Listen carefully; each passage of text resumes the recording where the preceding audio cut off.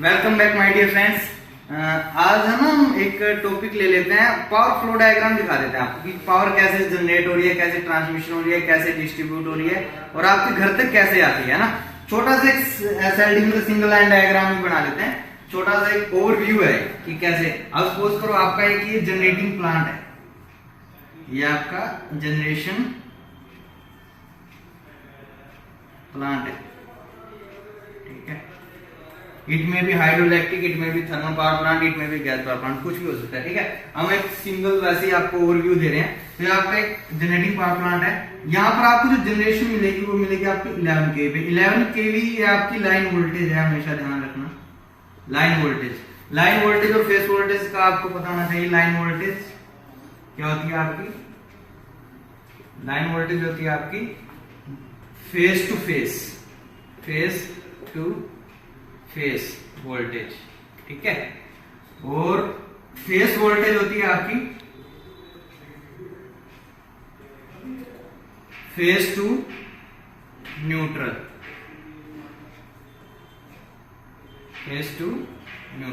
ठीक है। तो ये चीज लाइन वोल्टेज आपकी फेस टू फेस, दो फेस के बीच की वोल्टेज है तो उसको लाइन वोल्टेज बोलते हैं। यदि लाइन और एक फेस और न्यूट्रल के बीच की वोल्टेज है तो फेस वोल्टेज बोलते हैं। ये जो 11 kV है, दो फेस के बीच में जनरेशन है 11 kV, ठीक है। तो यहाँ पर 11 kV जनरेट हुई आपकी। अब 11 kV आपकी यहाँ पर क्या होगी? जनरेशन होने के बाद ये होगा आपका, यहाँ पे सपोज मान के चलते हैं, एक स्टेप अप ट्रांसफॉर्मर होगा यहाँ पर, स्टेप अप ट्रांसफॉर्मर, ठीक है। अब आपके यहाँ पे 11 kV से मोस्टली जो हम जनरली यूज करते हैं स्टेप अप किसमें करेंगे? 400 kV, ठीक है। ये आपका हो गया ट्रांसमिशन,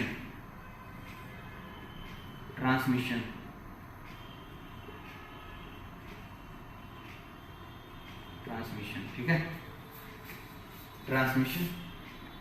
अब आपका यहां पर क्या होगा?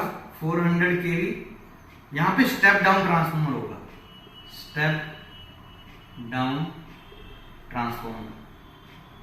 यहां पर होगा आपका 400/66/33 kV, ठीक है। इसको बोलते हैं हम प्राइमरी ट्रांसमिशन।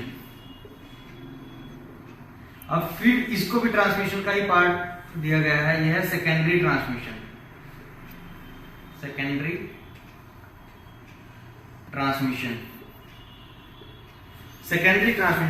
Transmission, secondary. अब ये कितने लेवल? ये तो आपका होगा 400 kV लेवल पे। इट में भी 220 kV, यदि आपने यहाँ पर 220 का भी ट्रांसफॉर्मर लगा रखा है, 220 kV 400 kV। ये आपका 66 kV एंड 33 kV, ठीक है। ये आपका सेकेंडरी ट्रांसमिशन होगा। अब इस ट्रांसमिशन के अंदर आपको ना बेसिकली जो कोई डिस्कॉम है ना, उसकी सबस्टेशंस भी आ जाएंगे। मींस यदि आपके इस पोर्शन के अंदर आपका कोई डिस्कॉम है, मींस उसमें भी सेकेंडरी ट्रांसमिशन यूज होता है। उसके अंदर दो बिजली घर हैं, तो दो बिजली घर को आपस में कनेक्शन के लिए 66 kV की बिजली घर है आपका। सपोज करो ये एरिया का है आपके पास, है ना। एक आपका सबस्टेशन यहाँ है, एक आपका सबस्टेशन यहाँ है, एक आपका सबस्टेशन यहाँ है, 66 kV का है, ठीक है। ये भी आपका 66 kV का है। तो ये जो होगा इनको आपस में कनेक्ट करने के लिए इसको बोलते हैं सेकेंडरी ट्रांसमिशन, ठीक है। तो थोड़ी सी चीज अभी हो गया आपका सेकेंडरी ट्रांसमिशन। उसके बाद क्या होगा आपका जो डिस्कॉम का मतलब डिस्कॉम का जो ग्रिड होगा उसमें आएगा आपके 66 का मिलेगा, 33 का मिलेगा। अब यहां पर फिर आपका स्टेप डाउन ट्रांसफॉर्मर होगा, ऊपर ही लिखता हूं, स्टेप डाउन ट्रांसफॉर्मर। ये आपका क्या करेगा? 66/11 kV, 33/11 kV, ठीक है। ये आपको स्टेप डाउन कर देगा। अब ये आपका यहां से जाएगा। अब ये आपका आ गया प्राइमरी डिस्ट्रीब्यूशन,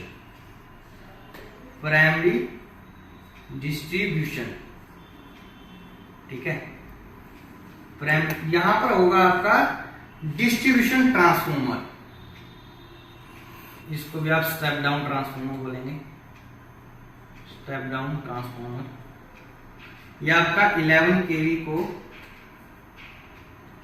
433 वोल्ट ठीक है। फिर आपका ये आगे यहां से निकल के जाएगी आपके कंज्यूमर को, कंज्यूमर्स, ठीक है।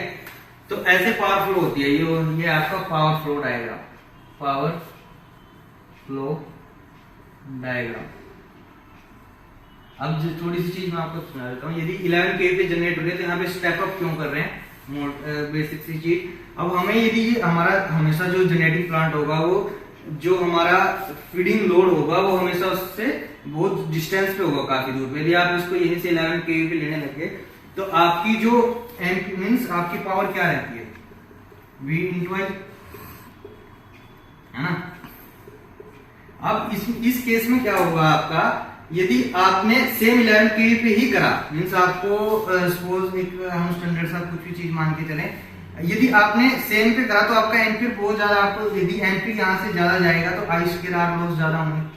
तो इसको कम करने के लिए I2R लॉस को, ताकि ये कम हो जाए, आपने क्या किया, वोल्टेज का लेवल बढ़ा दिया। जैसे आप वोल्टेज का लेवल बढ़ाओगे इसका लेवल कम हो जाएगा, है ना। तो आपका जैसे ही I कम हुआ I2R लॉस कम हो जाएंगे, I2R लॉस कम हो जाएंगे। एंड सेकंड इज, एक तो आपका लॉसेस रिड्यूस हो गए, मींस आपने यहाँ पे स्टेप अप ट्रांसफॉर्मर पहले स्टेप अप किया ना वोल्टेज को, 11 kV से 400 kV तक ले गए, 220 kV तक ले गए। तो इसमें क्या हुआ आपका, एक तो I2R लॉस कम हो गए, सेकंड जो मटेरियल है आपका उसका साइज कम हो गया। जो आप कंडक्टर यूज कर रहे हो वो डिपेंड करता है कितना करंट कैरी कर रहा है ना। अब आपने क्या करा, उसका जैसे ही वोल्टेज अप हुई करंट उसी रेशियो में डाउन हो जाएगा। तो क्या हुआ, आपका कंडक्टर का जो साइज है वो भी आपको, मटेरियल की जो आपकी रिक्वायरमेंट है वो भी आपको कम चाहिए इस केस में। तो इसलिए आप क्या करते हैं, स्टेप अप ट्रांसफॉर्मर यूज करते हैं, पहले वोल्टेज को स्टेप अप करते हैं, फिर उसको ट्रांसमिशन करते हैं, ताकि आप उसको लोड सेंटर के पास ले आए जहां पर आपको लोड को वहां पे फीड करना है। फिर आप सेकेंडरी ट्रांसमिशन यूज होता है, जहां पर आपका कोई भी डिस्कॉम है ना, वो आपस में इंटरकनेक्शन के लिए यूज करती है। प्राइमरी डिस्ट्रीब्यूशन आपका यूज होता है कि आपके डिस्ट्रीब्यूशन ट्रांसफार्मर तक सप्लाई लाने के लिए, फिर डिस्ट्रीब्यूशन ट्रांसफार्मर से आपका आगे कंज्यूमर्स को फीडिंग दी जाती है। तो ये जनरल सा एक पावर फ्लो डायग्राम है। और यदि आपको वीडियो अच्छी लगी हो तो लाइक करें, शेयर करें और चैनल को सब्सक्राइब करें ज्यादा से ज्यादा। और thank you so much for watching this video.